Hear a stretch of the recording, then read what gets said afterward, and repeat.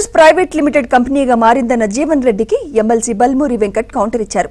Jeevan Reddy Kalvakuntla limited కంపెనీలో చేరిన అంశాన్ని జీవన్ రెడ్డి మరిచారని ఎద్దేవా చేశారు.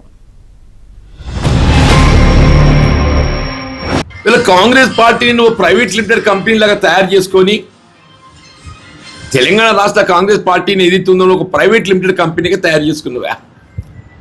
ఏదైనా పార్టీ సూచనల మేరకు ప్రభుత్వం నడవాలి. అది రివర్స్గా ప్రభుత్వ సూచనల మేరకు పార్టీ నడుస్తుందా?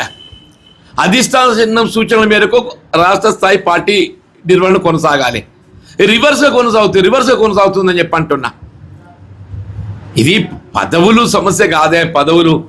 నేను పదవులు అన్ని చూసి నువ్వేం చూసినావు నాకు తెలియదు, కానీ నేనైతే అన్ని పదవులు చూసిన, ఒక ముఖ్యమంత్రి పదవి తప్ప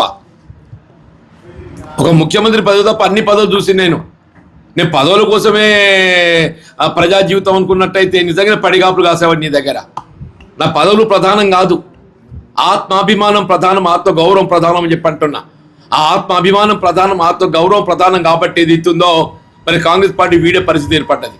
నీదైతే ప్రైవేట్ లిమిటెడ్ కంపెనీ అని చెప్పి జీవన్ రెడ్డి గారు మాట్లాడుతుండ్రో, ఈరోజు జీవన్ రెడ్డి గారు కల్వకుంట్ల ప్రైవేట్ లిమిటెడ్ కంపెనీలో చేరబోతారని ఒక విషయాన్ని వారు మర్చిపోయినారు. ఆ ప్రైవేట్ లిమిటెడ్ కంపెనీలో సొంత కూతుర్నే ఉపేక్షించకుండా బయటికి వెళ్ళగొట్టి ఆ కంపెనీలో కేవలం ఇద్దరు ఉంటారు, కేటీఆర్, కేసీఆర్.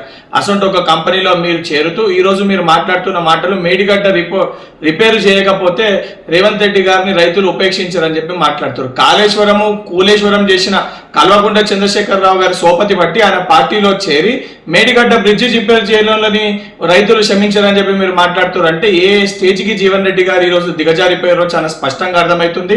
జీవన్ రెడ్డి గారు బీఆర్ఎస్ పార్టీలో చేరికతోటి మీ యొక్క రాజకీయ చరిత్ర, మీ యొక్క మొత్తము మీ గత ఏదైతే 40-50 ఏండ్ల మీ చరిత్ర మొత్తం కూడా భూస్థాపితం అయిపోయిందని చెప్పి ఈరోజు యావత్ తెలంగాణ ప్రజలు భావిస్తారు.